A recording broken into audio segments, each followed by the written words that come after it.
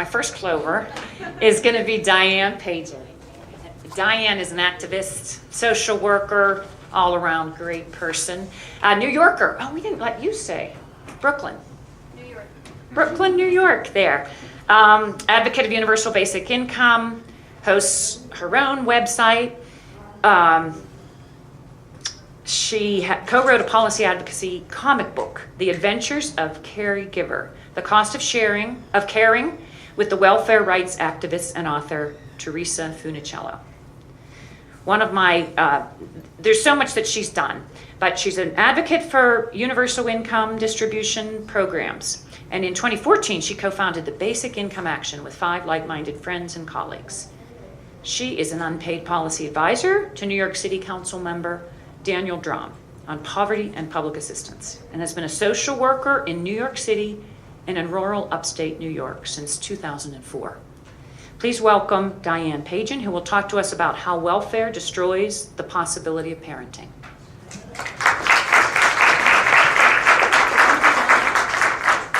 Oh, okay. Maybe I should be up because I think standing is good. Okay, so can you tell me what time it is so I make sure that 25 after? Okay, so I have 30 minutes to tell you what I want to tell you, and that's not easy for me. So, but this is good practice. So, okay. So, is this working well? Yes. Okay, great. So, thanks everybody for being here. I'm really thrilled, I have to say. I found out about Democrats for Life from I was Googling and poking around on the internet trying to find stories of women who have experienced abortions and just different points of view. And I was, I'm always interested in those sorts of things and how the economic part of this. And in any case, I landed in the Whole Life Democrat blog, and that's why I'm here. That's the short version. But in any case, I have been a social worker for 14 years, and just about around 2004, I got my degree. And in the interest of time, I can't tell you too much about my background, but suffice it to say that when I first started in social work, like many people who go into social work, I was operating under the notion that if legislators and powerful people, that they were really well-meaning and that they just didn't have any contact with poor people, and that's why they weren't creating policies that benefited poor people and allowed them to have a shot at their dreams and hopes as well. And that if I only just, did a lot of work as a social worker and started telling legislators and powerful people about what poor people were going through, that would solve everything. And 14 years later, I can tell you that it hasn't really solved anything. And so my perspective is that there are people who become social workers and they sort of have made it, they've drawn a line against political activism and community activism, and they say, well, that one of the things that you'll see sometimes on a social worker worky bumper sticker is, one life at a time, like social workers help people one life at a time. Well, I'm here to tell you that helping people one life at a time is really damn exhausting, and it doesn't get you anywhere. And in terms of social work, there is actually a clause in the social work ethics that says that social workers are bound to incorporate political activism into their work. A large majority of social workers do not do that. And I suspect that that's why there's so much burnout, not because there's so much hardship and terrible things going on, but because they are not politically active and they can't see the bigger picture. So in any case, I've been politically and socially active for a long time. I have not been in the pro-life movement for very long in the sense directly related to abortion, but I have been in the whole life movement, even though I didn't know that Democrats for Life existed. Because welfare, which is our nation's primary mechanism, our primary and original income support program that has evolved since the Social Security Act of 1935, it does not work. It does not fulfill what it was, the intention of the original legislation. It suffered through some changes and was never perfect, but since 1996 it's been just about the worst thing you could possibly imagine.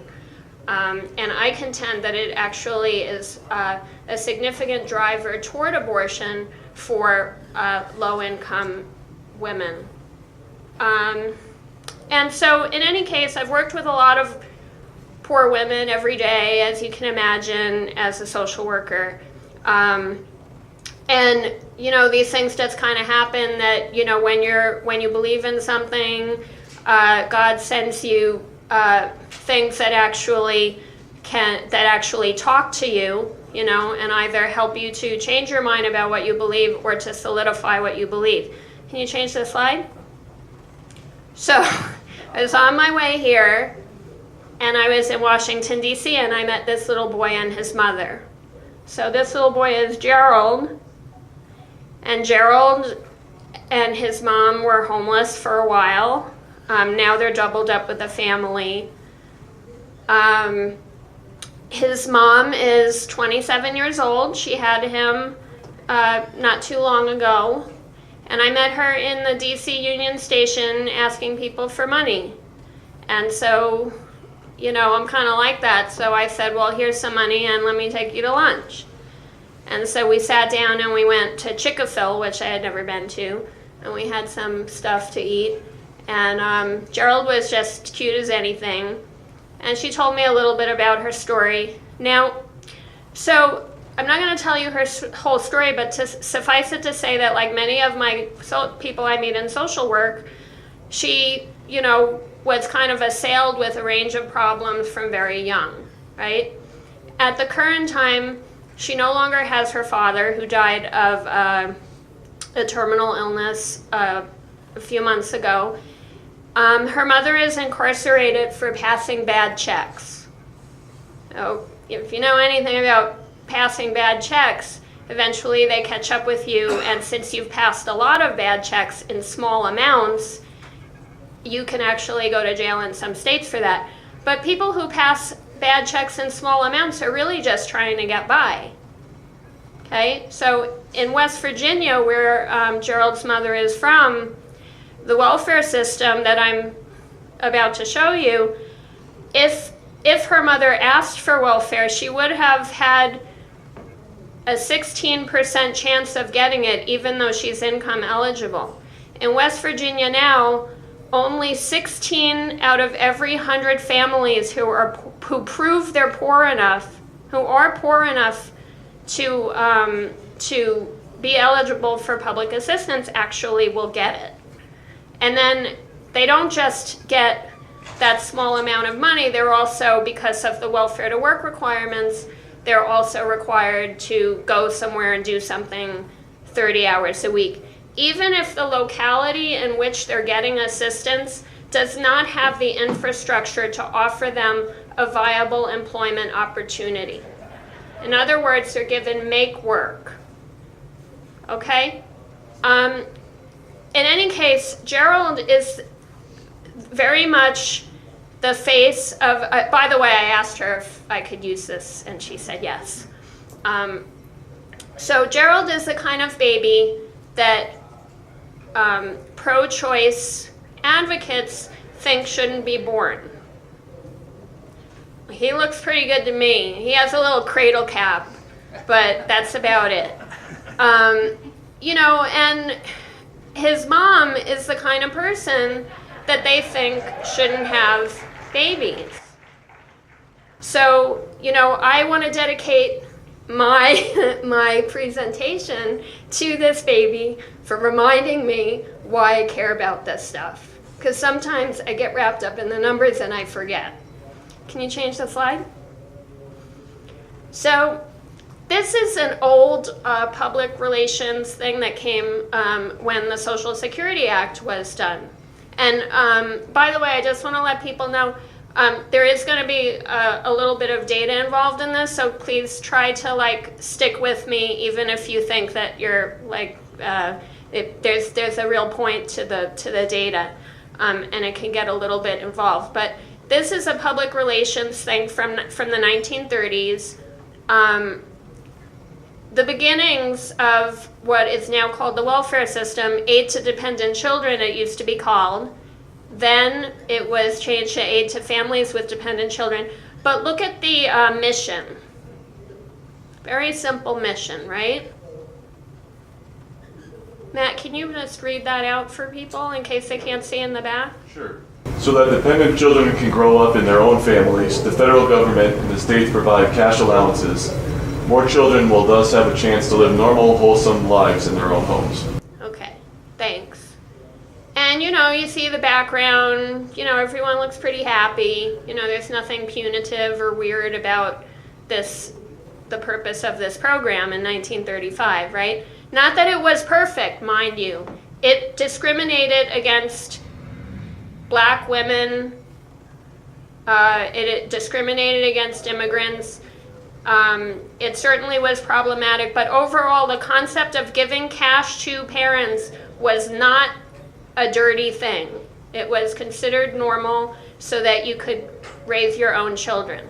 Okay, and this was a revolution of sorts, because prior to Social Security, that we had no cash assistance whatsoever for people in poverty, and for a good period of time, people's children were basically ripped from the family and sent out west on orphan trains and exploited for their labor, and everyone was told that was going to be good for them. So there's a number of things that we've done even before abortion to make parenting very difficult, and to deny people the right to choose it.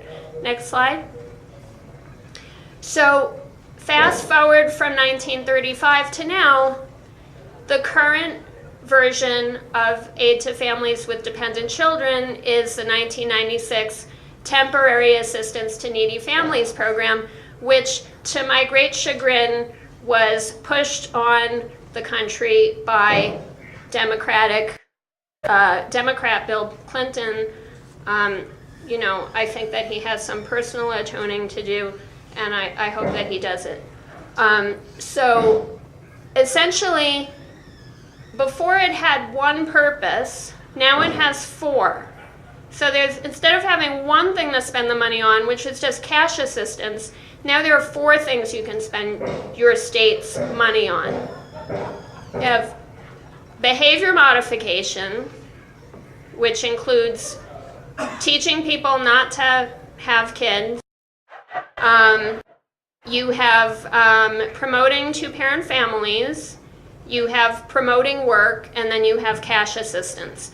But what's happened with that is, by adding in those three new purposes, you've given states ways to not give out, to choose other purposes rather than cash assistance, okay?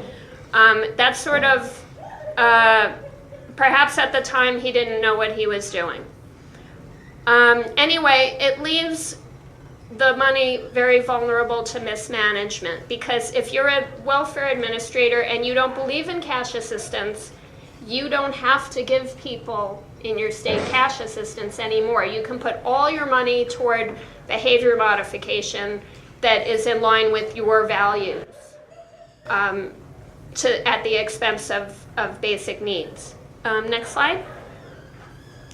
So what's happening is states are keeping ever larger amounts of their unspent grants. And at the same time, the caseloads are going down, meaning the number of people enrolled is going down significantly. Okay, next slide.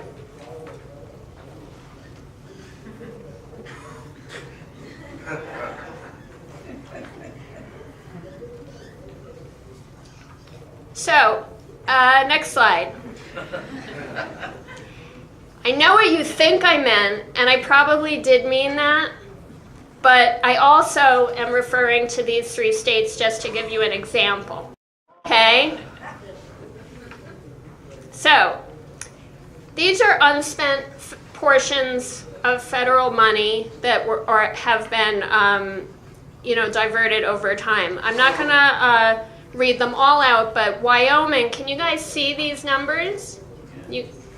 If you're too far back, you might want to come up just a couple of seats. But let's take the top one, right? Wyoming. So Wyoming over the past, I didn't include all the years, but Wyoming over the past 2 years has kept $45 million that it told the federal government that it needed to serve its most vulnerable people. Tennessee took a whole lot of money and kept it unspent, and it's basically shy of $400 million, which I think was commented yesterday that Planned Parenthood that's the Planned Parenthood annual budget. I'm not exactly sure, but in any case, it is a significant amount of money. 1 year, or is it cumulative? That one for Tennessee is cumulative, so it's the 244 plus whatever they didn't spend in 2016. So at present, they have $386 million in unspent funds, and they have significant numbers of poor people. And then Florida, you have 55 million. Florida's a little more complicated, but in any case, can you turn the slide? So just to give you an idea, so for Wyoming, if you could just, bear with the numbers and get your head around these numbers, please, because it'll help you when you go home and check out your own state's situation. So in Wyoming, the population is 579,000 approximately. And, they have 11% of their population below the poverty line, which gives you 63,000 people who are living below the poverty line. Okay? Which is, by the way, you probably know it's $20,000 a year for a family of 3 right now. Okay, so for lunch on me, who can come close to guessing how many people are on welfare in Wyoming? They have 63,000 people who are definitely eligible. 10,000. Any other guesses? 6,000. Any more? 12. 500. 500,000? Go to the slide. Who said 500? If you meant 500, then you get lunch. Who was that?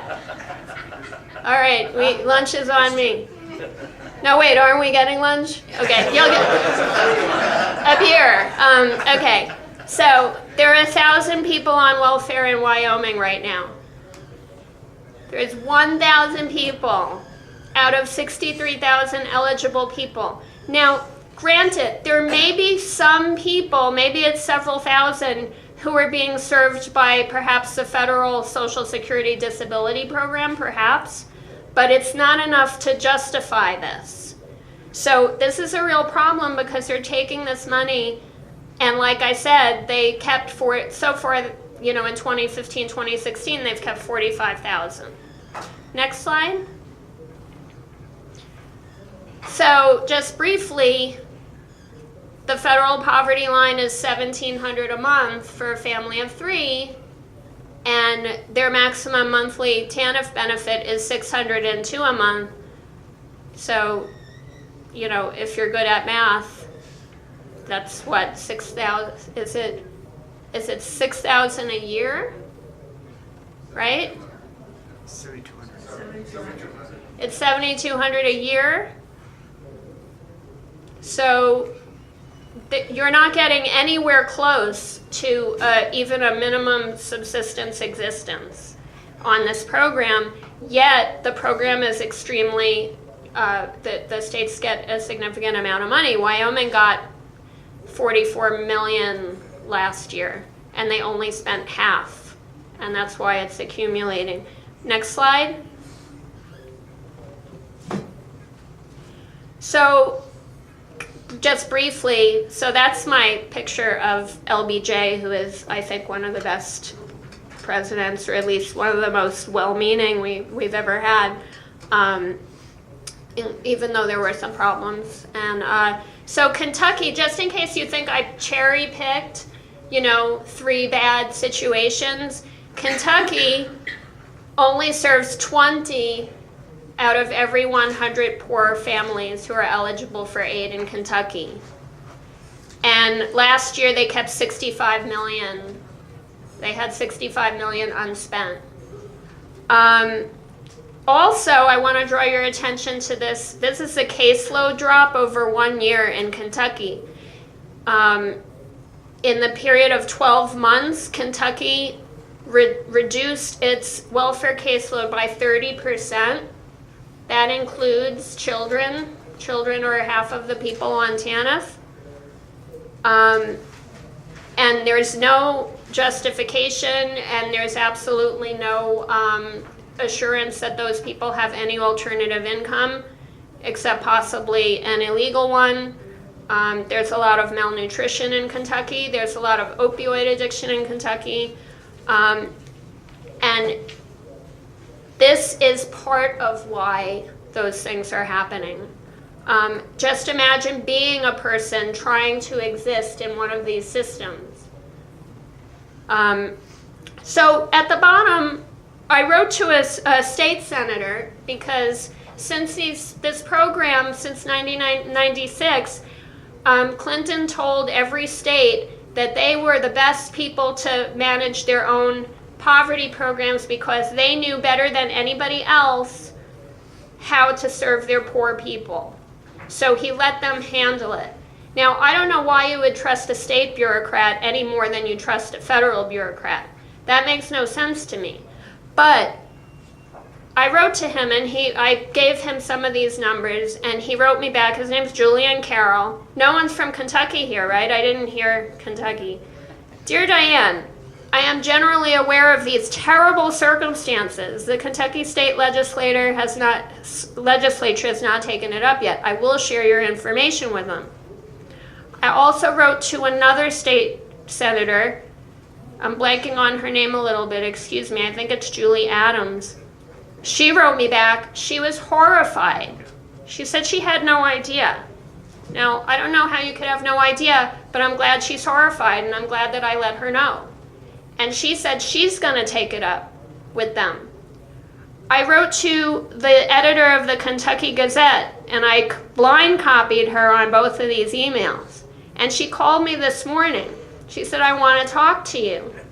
So hopefully I'll have my little, drop in the ocean. I'll let you know what happens with that. But we need to make our state, everyone here has a state senator or a state rep that represents them. And they need to know about this, because for the most part they don't know about it. And no one is telling them because the special interests don't want to change this. Next slide. So this is not a new phenomenon. It quickly got started after, after a couple of years after 1996, as soon as state administrators started to see that there was no negative consequence for taking millions of dollars of your welfare grant and not spending it on poor people, and in fact diverting it to other uses, they started doing it. So as far back as 2002, you have a place like California, who in 2002 spent only $9 million of a $162 million grant. Let's go, and then New York is doing the same stuff. But in New York, you see this phenomenon a lot. A lot of people like surviving off of the empties to supplement their income.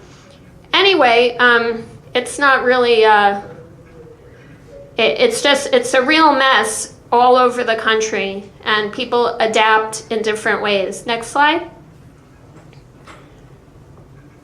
So this I already told you, the way it's evolved. There are 4 different purposes now, and it's not good. Indeed, if you're going to have any kind of additional purposes, they should never be prioritized over what people need to stay alive. People need to be able to purchase housing, food, medical, clothes, diapers, all of that. You can't survive just with services. Next. So just quickly, when I got super frustrated about this, I wrote a letter to Timothy Cardinal Dolan, the Archbishop of New York, and he answered me back. This was a while ago, though, and he hasn't done anything about it, so I need to write to him again.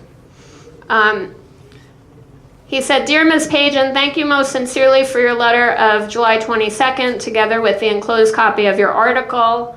I had an article published about this.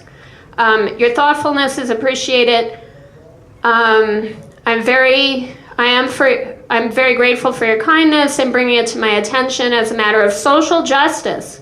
Your concern about the amount of government funding being spent on job training rather than on direct assistance for those most in need. Be assured I will bring it to the attention of the U.S. Conference of Catholic Bishops, the New York State Catholic Conference, and our Archdiocesan Catholic Charities Office.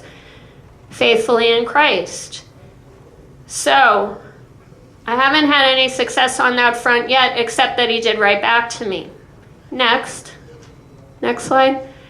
So, essentially, welfare reform promised the taxpayers and promised us and promised poor people struggling in an imperfect system that they would be able to, that the states were going to, help them to, mainstream, and that it was going to provide them the dignity of work, right? We heard that a lot in the social work world. And in a lot of the literature, what these hardliners said, many of them Republicans said, like Tommy Thompson of Wisconsin, said, the days of income without work are gone, something like that. Well, 20 years on, and in fact it happened a while ago, what they ended up doing is not giving people paid jobs, but giving free labor to corporations in the form of poor and minority women who are in this system. It's just a trap. And it's the same trap that they said that they were going to get rid of, only worse. Because now people are not only income poor, they're also time poor. So now you have a welfare system that provides make work, dead-end work, hard work, such as home health aides and very physical work, with no benefits and no income. All you get is your same puny welfare check. So, they lied, essentially. And this whole system is really, in terms of poor people's lives and dreams, it really has a tremendously devastating effect. Next slide. So this is one effect of low temporary assistance for needy families. We don't talk about this much. In fact, nobody talks about TANF very much. They also don't talk about the family caps in TANF. I'll tell you about that in just 2 seconds. So this was in New York a couple of years ago. This woman was a low-wage worker. She had, she couldn't afford a babysitter, so she put her kids to bed and went to work, and her house caught fire. Just one of those terrible things. And instead of, us all, the media and the politicians and the public taking advantage and really looking more deeply and saying, well, what conditions would lead a caring mom to leave her 2 kids alone? They just blasted this woman for leaving her kids alone and not having a smoke detector. And all we got out of this in the media was that this woman should have had a smoke detector and everything would have been all right. I mean, are we ever going to learn? Next slide. So, What paper is that? this is from the New York Daily News. 2 children from Maine. Maine has a very draconian welfare administrator. Her name is Mary Mayhew. She is a Republican, but that's not what makes her awful. What makes her awful is that she kicked a third of Maine's poorest children off of their welfare program to please the governor that she works for. Anyway, that's a longer story about her, but she did eventually have to, she was held somewhat accountable. But these 2 children with married parents came down from Maine, entered the New York shelter system because they heard that New York has a right to shelter, which it does. Doesn't have a right to good shelter, but it has a right to shelter. And there were tons of violations in the building, and a radiator exploded and scalded both these little girls to death. Okay, so this is what so in terms of whole life, right, we're whole life Democrats. What's the use of saving a child from an abortion and then this happening to them? Next slide. So this is what I think of temporary assistance for needy families. And you're welcome to the slide. If you, I'm going to share them. You're welcome to share this image if you find it compelling.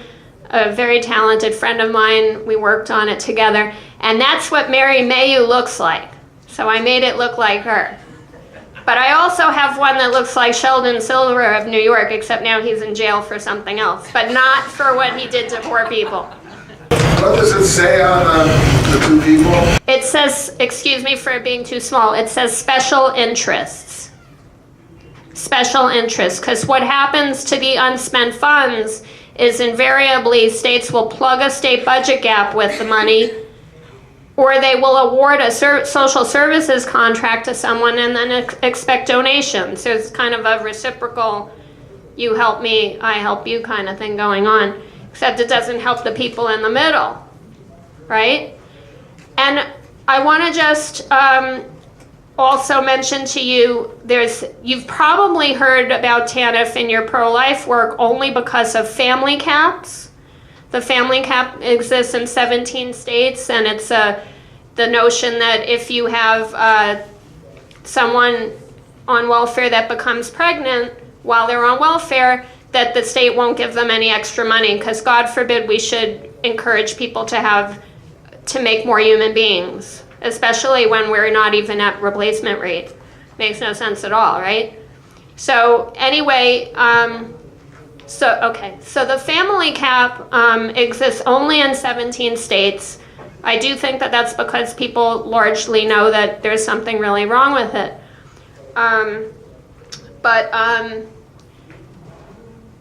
You can get information about the family caps in the Committee on Ways and Means Green Book. And what it is And what I want to ask you about it, because we're commonly told that the federal government doesn't do anything to promote abortion, right? So, are there any rocket scientists in the audience? No rocket scientists in this audience? We have legislators, we have, what do we got here? Lawyers? Okay, that's close to a rocket scientist. Okay, no rocket scientists. But it doesn't matter, because you know why? Because it doesn't take a rocket scientist to figure out that if you send a pregnant woman to a family planning center and she's already pregnant, what service is the federal government referring her to? Right? This is in the Committee on Ways and Means in the management of TANF. If you look under any family cap, they show you, because they can't just turn her away. They have to supposedly refer her to something that will help her. They refer her to a family planning center, and she's already pregnant. Duh. I don't know why this isn't in the news when we're supposedly not using federal funds or influencing women on these things. So in any case, I hope that this gave you some information that you maybe previously didn't have. I have several presentations. It's kind of crazy, but I really appreciate you sticking with me and listening to this. And what I want to tell you is that you can do something. The same way I'm reaching out to different state legislators, you can reach out. I'm going to make my presentation available on my blog, and I'll give out my blog address to everyone. And you can go in, you can find your state's slide of how your state is doing with TANF and how few people they're helping, and you have the right to reach out to your own state legislators and say, what are you doing about this? And maybe and you could write letters to your own, media, your own local media. And, if we all do it, we might be able to move something. And despite the doom and gloom around Roe v. Wade, there are things that we can do, as everyone has said, to practice. Imagine if we had a real cash assistance distribution system instead of this. Imagine how many women and how many men would have less anxiety over becoming parents. And people who are poor have every right to be parents, and in fact, sometimes they have values that make them superior parents to people who prioritize money. So that's a whole nother thing. But I really appreciate your listening. I hope you'll think about it. I hope you'll look at how your own state is handling poverty and the interconnection between poverty and abortion, because it's real. Thank you. You said states funneled TANF funds into reciprocal deals with special interest groups. How is that legal? To what extent is that happening?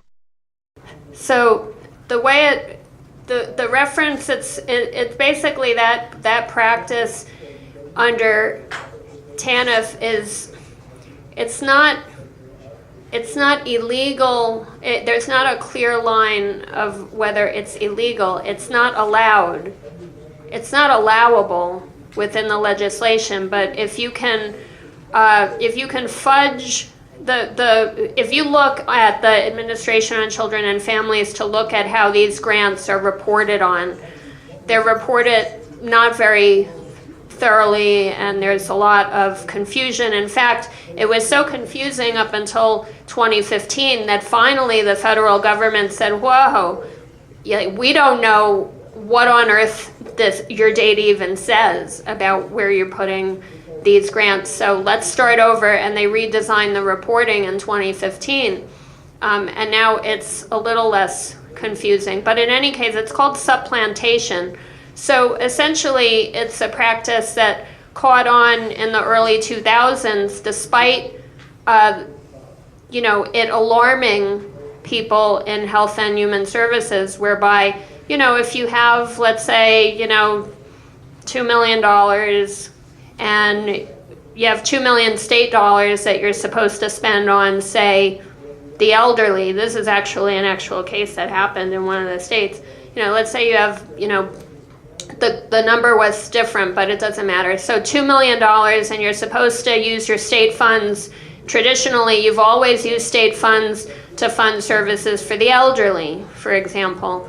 But you've got a pot of TANF money, and you've got ideological views that say that poor people should never have anything better than the lowliest worker, which comes from hundreds of years back. And you have all these misgivings about giving people money, and you have a structure that allows you to take the money with no accountability. So you say, well, why should my state spend $2 million on the elderly when we can take it out of TANF and shortchange these guys that we don't feel deserve it, these moms, these kids, and no one's going to fight us on it because it's politics and it's all about who's going to do the outcry and who isn't. So it's supplantation. So essentially you free up your own legal source of money for what you want, and then you supplant the TANF money and you use it for a non-TANF purpose, or a nebulous TANF purpose. I saw on your webpage that you support universal basic income. Can you briefly speak to how this might be an issue for progressives to support? Oh, in one or two sentences, a universal basic income promotes freedom.